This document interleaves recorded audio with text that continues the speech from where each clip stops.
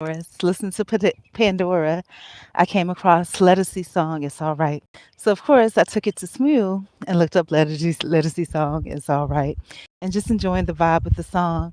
And, the ponytail and the frizzy ends and all of that. And I was thinking about how, this is like really old school, around the way type vibe going on here. And when I thought about that, I thought about, like I said, the hoodlum teenagers that you see every now and then that I'm afraid of, quite honestly. And I thought about how I, graciously speaking, kind of fit into that group. But then I thought about how, I was scared of those teenagers approaching me and putting their hands on me.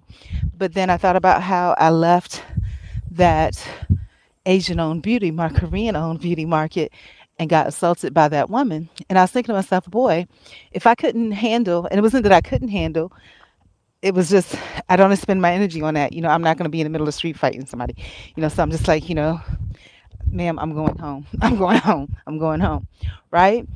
And then I thought about it, what if, I had something to protect myself and it went out of control? You know what I'm saying? What if I fought back and it came to a situation of course she would probably lie and take it to court and say that I initiated something, which I did not. I was on my way home.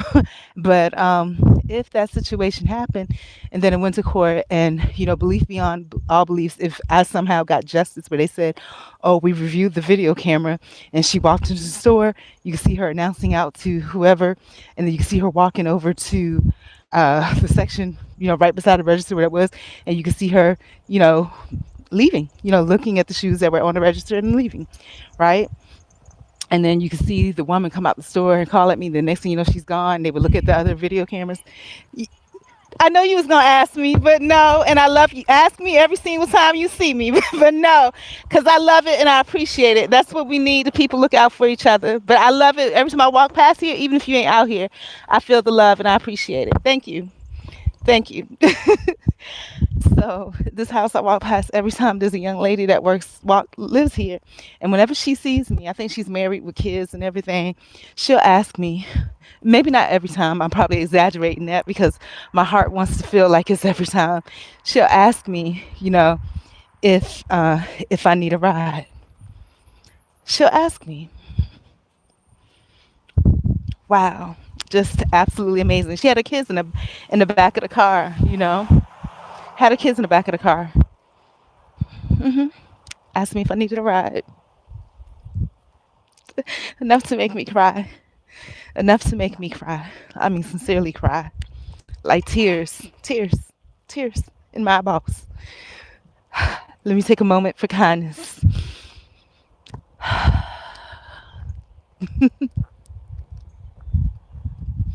That means a lot to me. Just as somebody asked, means so much in this world. But what was I? And in the middle of me talking about a violent situation, you know. Um, so what if I took it to court, and what if I took it to court, and you know, belief beyond all beliefs, or hope beyond all hopes. I wouldn't have took it to court. In order for it to go to court, what would have to happen? Because I'm done with the system. Period. I'm not. They have no. There's nothing good about the system. But in order for it to go to court, the woman would have had to make a false accusation and take it to court. That's the only way. That because I will not willingly give them dominion over anything in my life. But in order for it to go to court, that woman would have had to have taken it to court and actually be the one to make some false accusation like, oh, this woman assaulted me, or this woman took something from my store. And like I said, the way that majority of black folks are, that you know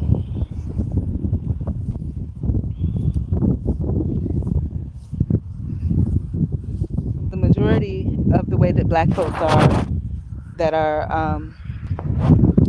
in this little town that I come across, what would end up happening, because nothing on video or nothing like that, just say, well, these are my witnesses. And then they may come up and make up some story just because they like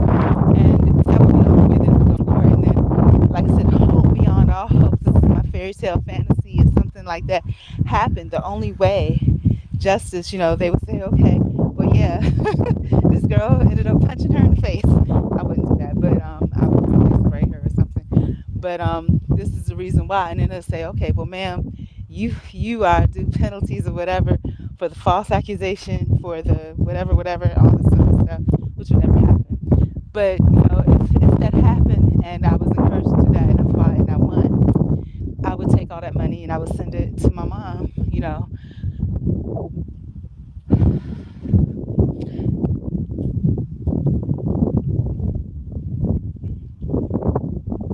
Because I think about it, even though those are her people, and by default, when I was younger, kind of my people too, when I look at it, all these years, nobody helps her. And when my mom and dad were together, she willingly gave everything. And that's the kind of heart that I had to, I would give. But I definitely would. And now that I've gotten past that traumatic piece of the story, I don't know where I was headed to originally. I think that was the end result of it, was me thinking about how I got back to the assault, that woman assaulted me, and the process of how different people approach me or may assault me, all of that. But the end of it is actually getting some justice in the end. I think in my life, and this is really true for me. I'm thirsty too, so don't mind me. But this is really true for me. I think in my life, my justice comes directly from God. Like I said yesterday, the situation when I'm starting to learn as I get older that, yeah, people do those things intentionally. I went to the store 8:25. The store is closed to 9. 35 minutes before the store closes. The girl saw me locked in my face.